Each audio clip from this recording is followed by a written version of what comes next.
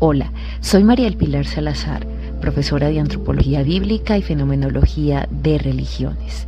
Estás en Lecciones de Biblia y Ciencia, un espacio dedicado para quienes quieren aprender algo más de la palabra de Dios.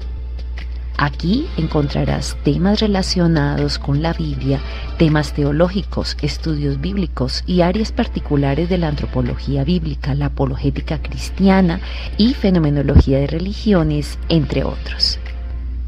Así que si eres un seguidor del Maestro de Maestro Jesucristo y si te gusta este material y colma tus expectativas, te invito a que no dejes de seguir este sitio y compártelo con otras personas que tú consideres que puedan ser bendecidas por estas lecciones de Biblia y ciencia.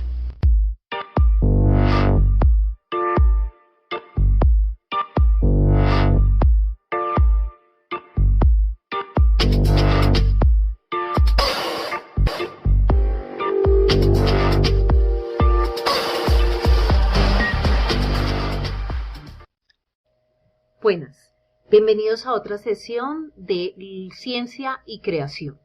El día de hoy veremos el tema de selección natural y para ello vamos a basarnos en algunas de las observaciones que se han hecho también a nivel de selección artificial. Veamos. Comencemos por dar respuesta a esta pregunta.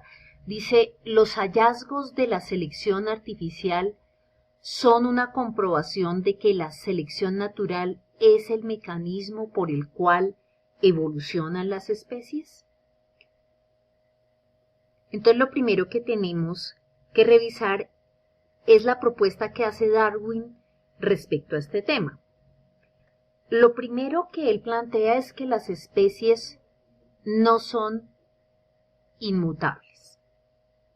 ¿Qué quiere decir esto?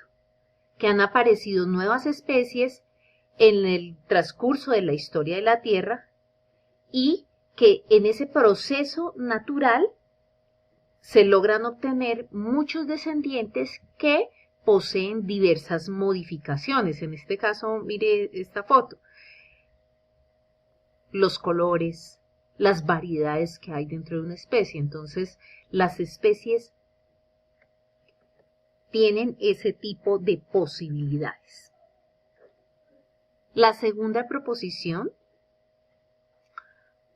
es respecto a los antecesores comunes. Dice, todos los seres vivos descendieron de un número muy pequeño de antecesores comunes, quizá de un solo antecesor, y tal vez aquí plantea una posible bacteria o algún tipo de microorganismo microscópico que es el antecesor a todas las especies. La tercera proposición de Darwin habla de la supervivencia de los más aptos.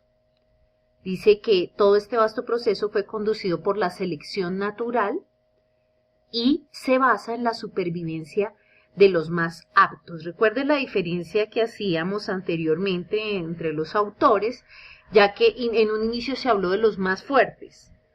Pero la teoría se reformó y se habla de los aptos, no necesariamente los más fuertes, sino los más aptos. Entonces, una vez repasadas estas premisas iniciales de Darwin, que de hecho también fue criador de palomas, de ganado, él lo que hizo fue observar todo ese proceso que hace el hombre, conocido como selección artificial.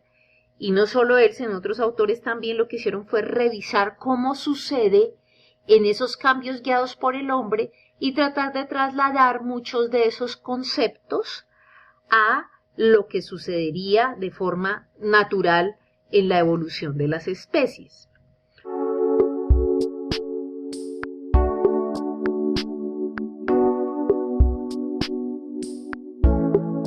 ¿Pero qué es esa selección artificial? Son cruces, ¿cierto? Y modificaciones hechos, en primer lugar, yo le voy a hacer aquí esta observación, por criadores inteligentes. O sea, hay un creador, un diseñador de las cosas, ¿sí? Hay una persona que está guiando todo un proceso, no es por el azar, y Además, aquí hay algo bien importante, finalidad. El azar no tiene finalidad. Cuando hablamos de selección artificial hay una clara finalidad de obtener ya sea animales, productos, alimentos, ¿cierto?, que representen mayores beneficios para el consumo humano. Mire aquí esta variedad de plantas. En el Jardín Botánico de Bogotá tenemos una exposición muy hermosa de orquídeas, la flor natural, ¿no?, de nuestra región. Entonces mire cómo vemos una cantidad de variedades y estas variedades se dan dentro de una especie. Yo puedo tener muchas variedades, pero si bien esto es lo que se observa, es importante resaltar este aspecto. Por ejemplo, los perros siguen siendo perros. Yo tengo perros y variedades de perros, rosas y variedades de rosas. Ninguno de esos cambios ha creado un tipo de organismo novedoso o diferente. Entonces realmente no estamos hablando de que las especies estén evolucionando, que sea un nivel mayor de complejidad, sino que lo que estamos viendo es las posibles variaciones que se dan dentro de un tipo específico de organismo, que esa es a veces la confusión que puede darse al respecto. No sé si todos ustedes sepan que todo, por ejemplo, uno de los casos más clásicos de selección artificial es lo que ha hecho el hombre, el cual habla de todo lo que es el manejo de los perros. Dice, todos los perros actuales se han obtenido a partir del lobo por medio de una selección practicada por el hombre. Todos. ¿Sí? No dice, pero ¿en qué pueden parecerse? Pues resulta que sí, todos se han logrado obtener por los muchos cruces que hace el hombre y determina, venga, vamos a cogerlos con estas características. Y de hecho cuando se observa si hay un animal de pedigrí y no se cruza con uno que tenga las mismas características, usted puede empezar a notar que muchas de estas pueden ir cambiando o se pierden, ¿sí?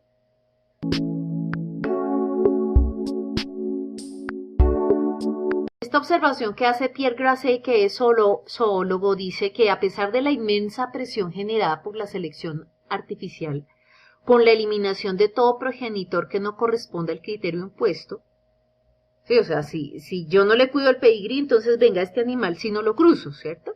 Entonces dice que a lo largo de milenios enteros no surgen nuevas especies. Lo que tengo es variedades dentro de una especie que a veces denominamos razas. De pronto el término no está tan bien empleado, diríamos más bien subespecies, pero eso es el concepto que en el argot popular conocemos como las razas, pero siguen siendo de ese mismo grupo. Tan es así que estudios comparados de los sueros, el suero es una parte de la sangre de los animales, hemoglobinas, proteínas, estudios también de infertilidad practicados en animales, demuestran que las razas permanecen dentro de la misma definición específica. Es más, de hecho yo puedo hacer todo un estudio del genoma, ¿cierto? Y encuentro que los gatos siguen siendo gatos. Ah, que tienen el pelo yo no sé cómo, que el color es tal. Sí, pero al fin y al cabo son gatos porque hacen parte de la misma especie. Lo mismo sucede con el hombre, ¿cierto? Es una raza humana en un sentido. El hecho es que la selección da forma tangible a y reúne todas las variedades que un genoma es capaz de producir, pero no constituye un proceso evolutivo productor de innovaciones. Yo lo que estoy viendo es las variedades que podría tener, que de hecho son amplias, ¿sí? Que eso es lo que a veces confunde, son muchas variedades, tamaños, ¿cierto? Varían mucho entre las especies. Pero no puedo decir que, por ejemplo, a X tipo o grupo taxonómico le aparezcan nuevos órganos, que eso sí sería una prueba evolutiva.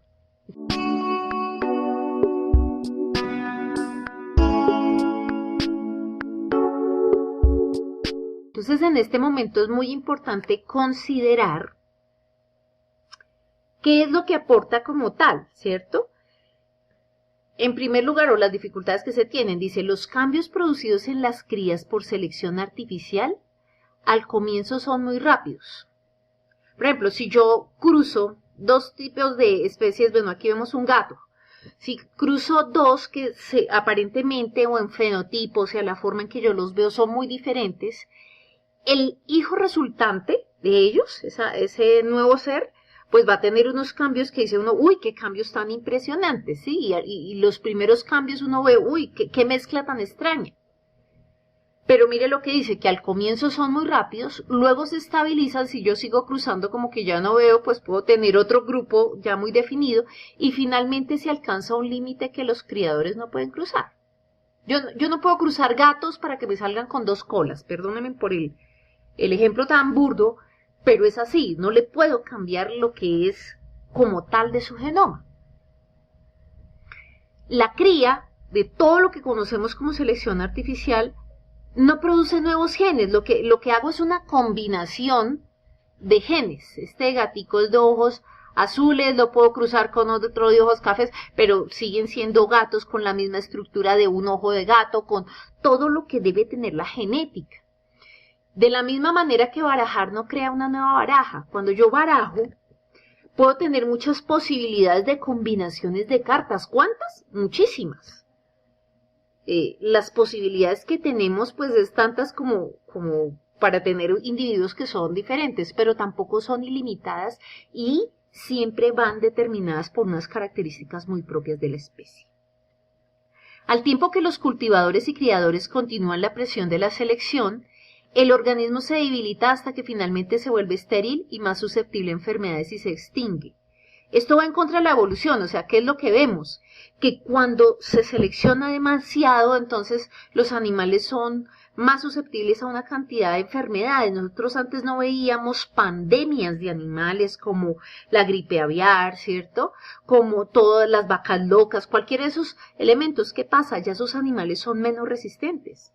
Vemos, por ejemplo, un perrito tacita de té, es muy bonito, pero es un animal que genéticamente es muy debilitado y con solo bajar un andén ya incluso muere, ¿cierto? Porque es débil totalmente.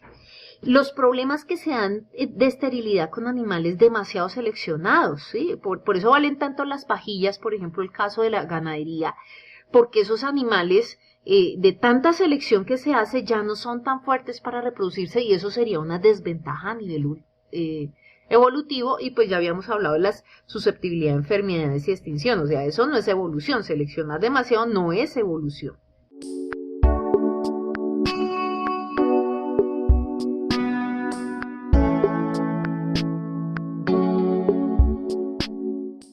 Yo les digo con gracia a mis estudiantes presenciales de que nada más fuerte que un perro crica. ¿Saben cuál es el crica? Es una especie impresionante, los criollos callejeros.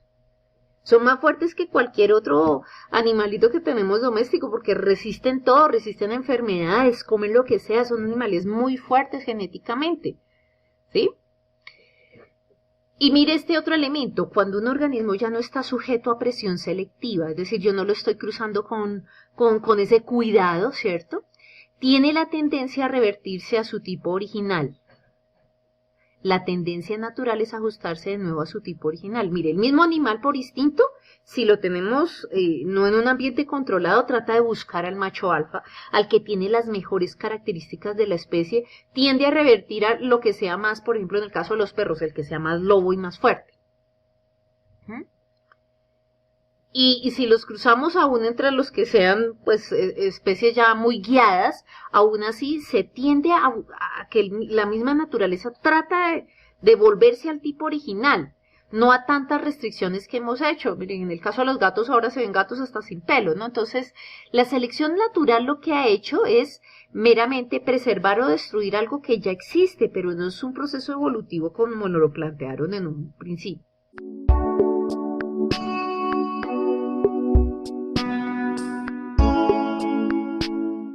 Entonces, ¿qué podemos concluir de lo visto hasta el momento? La selección artificial demuestra que se pueden producir variedades dentro de una especie. Eso es cierto. Pero a la vez comprueba que no existen saltos de una especie a otra.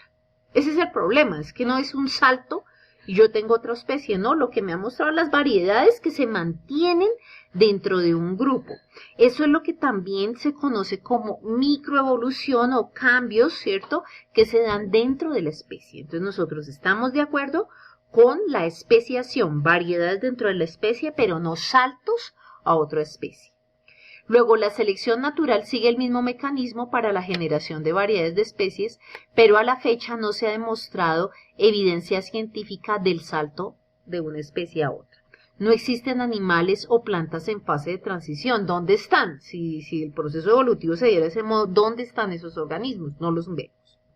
Demasiada selección, ya dijimos, y lo recuerdo, para que tengamos en cuenta, produce no precisamente evolución, sino enfermedad, esterilidad y extinción. ¿Por qué? Porque todo tiende a revertirse al tipo original, no a apartarse del tipo original, sino a volver a como era el diseño. Entonces, con eso, pues tenemos algunas de las ideas que iremos perfeccionando más adelante cuando hablemos un poquito más de genética.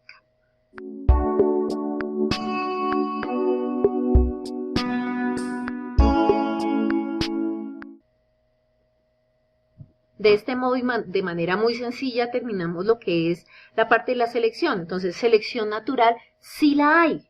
Así como el hombre puede hacer unos cambios, ¿cierto? Que los puede evidenciar a través de todos sus procesos de selección artificial, es claro que selección natural la hay porque incluso hay muchos nichos ecológicos que quedan aislados o no, porque el hombre lo hace. Pero estos procesos no explican un salto de una especie a otra, sino variedades dentro de la misma especie.